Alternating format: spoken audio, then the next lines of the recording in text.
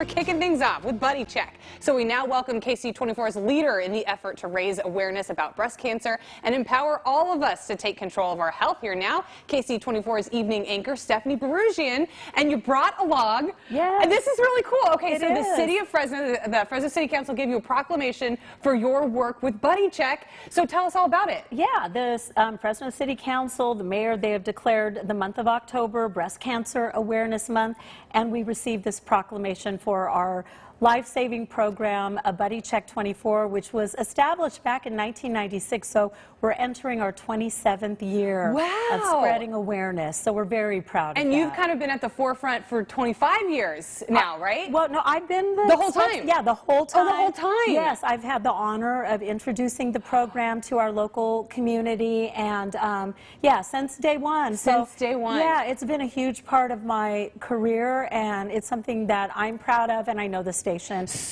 proud of. I texted my sister today, and I said, it's Buddy Check Day. Have you done your self-exam? And she was like, well, I just got back from the gynecologist, so I have done it. So what sorts of stories have come out of Buddy Check, and what have you seen the impact be in the community? Well, I do say that it is a life-saving program, not because I just say so, but because women in our community have told me that Buddy Check saved their lives. I know of women, the very first woman that I heard of, maybe a couple years after the program was established, saw our reminder on Buddy Check Day, did her self-exam, found a lump that did end up being cancerous, and she's still alive today, you know, more than 2 dozen years later, and constantly we do stay in touch. And she really is like the poster child of this program. It did save her life, and I've heard the same from other women in our community. You know, it's a health habit that we need to just remember to do.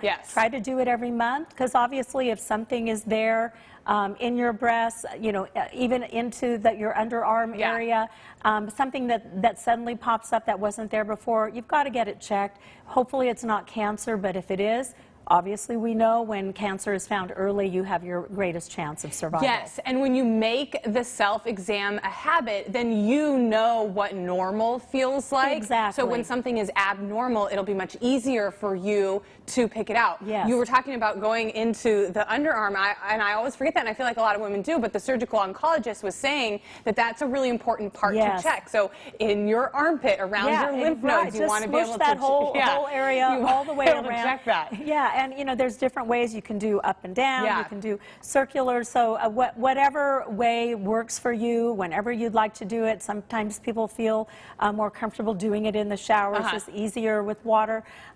Just to get in the habit. It's just a few minutes every month, and it really could make an important difference in your life.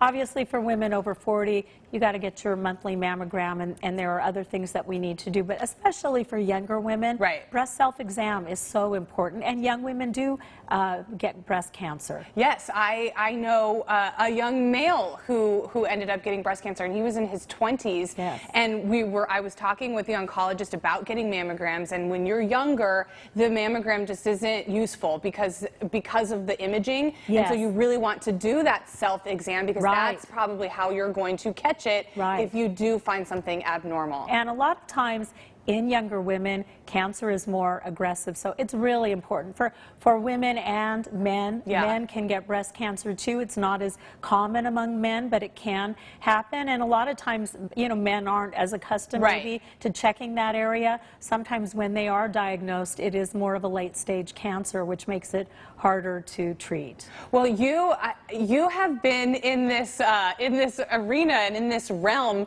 for a long time now. What do you think have been maybe some of the best things to come out of a program like Buddy Check? Have you seen any advances? Have you made any partnerships?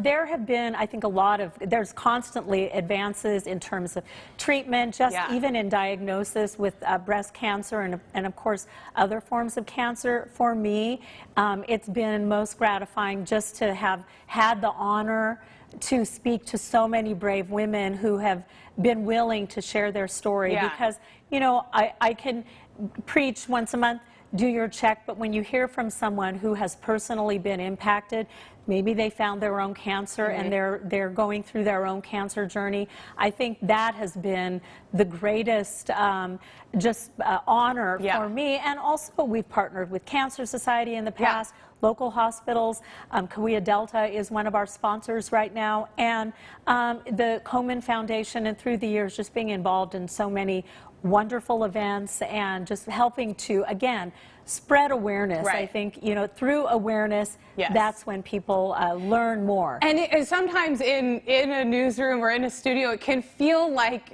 you don't know who you're talking to. You don't know if your message is getting there. And so you should feel very proud that that you have been with this for so long and you have made such an impact. We have all kinds of information about Buddy Check on our website. So Stephanie, thank you so much and congratulations. Thank you. Thank you for being here. Coming up on Central Valley today, we continue the conversation around breast health and breast cancer awareness with C-Care surgical oncologist Dr. Cassandra Anderson. Stay right there.